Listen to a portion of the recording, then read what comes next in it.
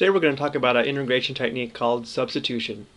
You can look at integration by substitution in two ways. The first way would be by pattern recognition, and the second would be by change of variables.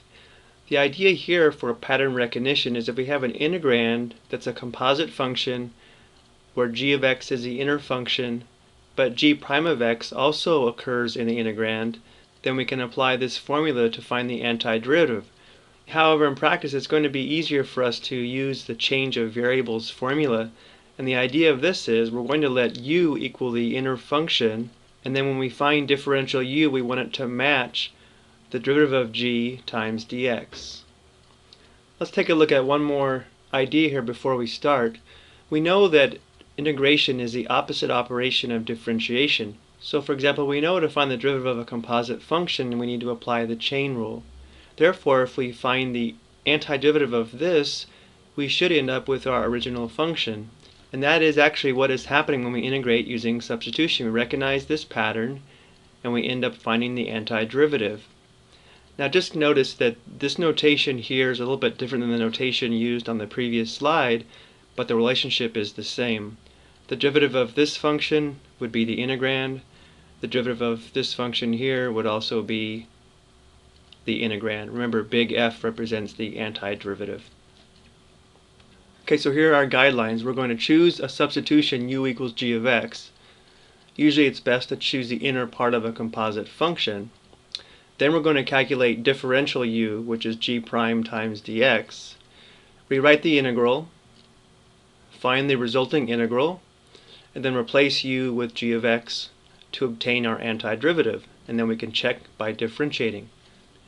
Here are some basic formulas that might help. You may want to pause to review them. Okay, so let's go ahead and get started. We need to identify our u. We're going to let u equal x to the fourth plus 2. Now we need to find differential u, which is equal to the derivative of this times dx, so that would be 4x cubed dx. Notice in our integral we do have 4x cubed dx.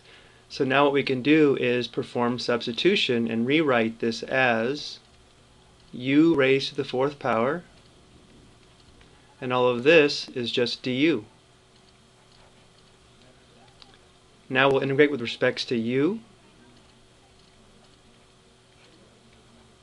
U to the fifth divided by 5 plus c, and now we just have to rewrite this in terms of x. So we'll replace our u with x to the fourth plus 2.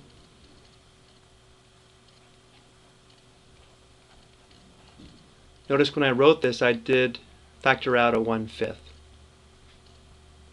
Okay, let's try another. Again, our first step is to identify the u. It's often best to let u equal the inner function. So our u will equal x to the third plus 2. Therefore, differential u will equal 3x squared. Now if we take a look at our integral, we don't have 3x squared dx, we just have x squared dx. So what we can do over here is divide this by 3 on both sides. So we would have 1/3 du is equal to x squared dx. I always like to try to make this match the integral exactly so we can do our direct substitution. So now I can rewrite this as, this blue part is our u to the 7th. X squared dx is the same as 1/3 du. I'll factor the 1/3 out, and now we integrate. We'd have 1/3 u to the 8th divided by 8 plus c. And lastly, rewrite this in terms of x, so we'd have 1/24 times u to the 8th, which is x to the third plus 2 raised to the 8th plus c. There's our antiderivative.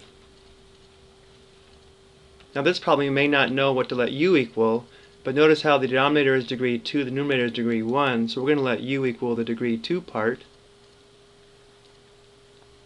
Therefore du would equal 4x dx. Okay, so here's the u. Notice what's left is 2x dx, and we have 4x dx. So what I'll do is divide by 2. So we have 1/2 du will equal 2x dx.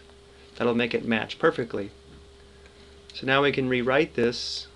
The red part would be 1/2 du, and the blue part is our u, so we'd have 1 over u. Remember that the antiderivative of 1 over u is equal to natural log u. Now instead of writing u, I'm going to go ahead and replace it with 1 plus 2x squared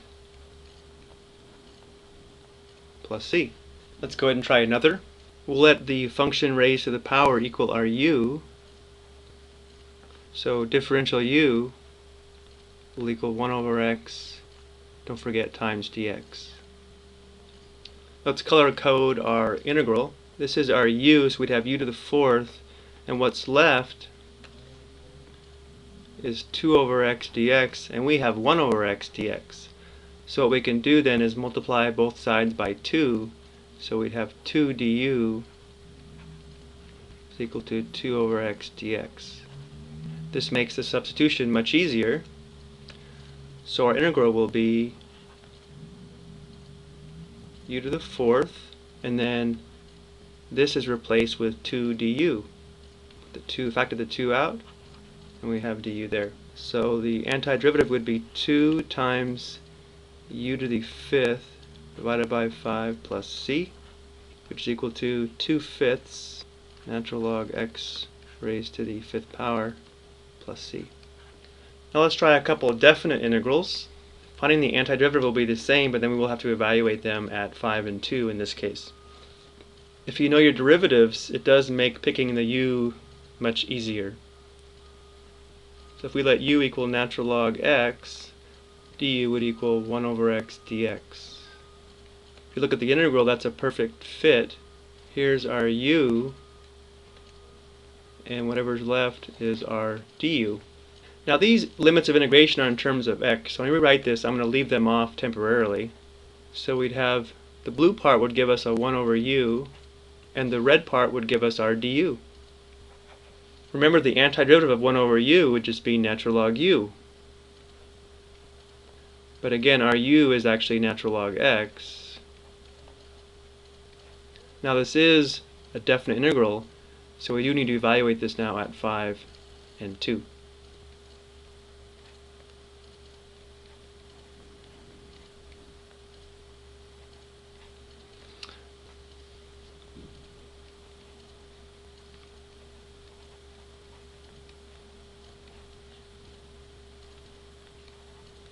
So we get an approximate value of 0.8428. Okay, our last example. On this last problem, I see a part that's degree 2, another part that's degree 1. I'll let u equal the degree 2 part. This would be our u.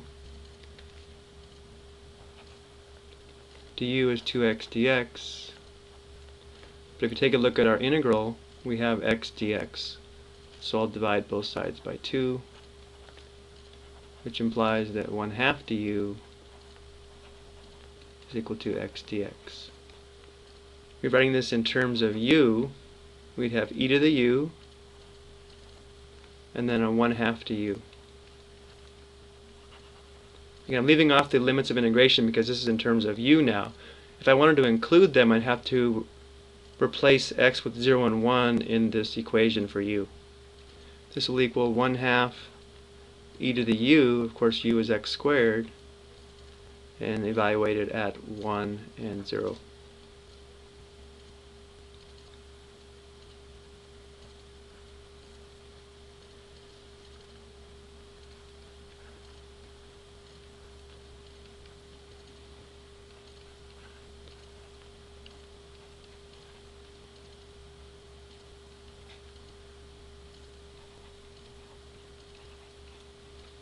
Replacing the x with 1, we get this. Replacing the x with 0, we get this, which simplifies to this, which is approximately 0.8591.